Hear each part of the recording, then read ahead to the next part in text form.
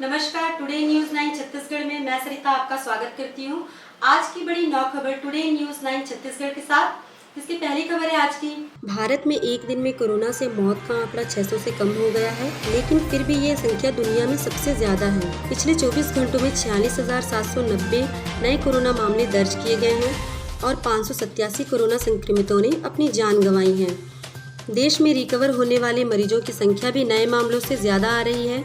बीते दिन 69,720 मरीज ठीक हो गए। स्वास्थ्य मंत्रालय के ताज़ा आंकड़ों के अनुसार देश में कोरोना संक्रमितों की कुल संख्या 75,97,000 तक पहुंच गई है। इनमें से 1,15,197 मरीजों की मौत हो चुकी है। वहीं रिकवरी मामलों की संख्या 67,33,000 तक पहुंच गई है और एक्टिव केस की संख्या घटकर 7,48,000 पर आ गई है। प्रदेश में आज कुल 2,376 नए मामले सामने आए हैं और 2,439 लोग डिस्चार्ज हुए हैं।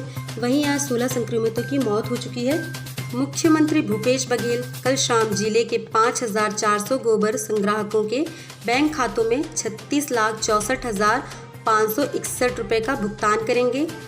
सभी गोबर संग्राहकों को यह राशि गोधन न्याय योजना के तहत 1 अक्टूबर से लेकर 15 अक्टूबर तक बेचे गए गोबर के लिए दी जाएगी। छत्तीसगढ़ कार्य समिति की बैठक को लेकर पूर्व मुख्यमंत्री रमन सिंह ने कहा कि केंद्र सरकार से विभिन्न कार्यक्रमों की चर्चा होगी।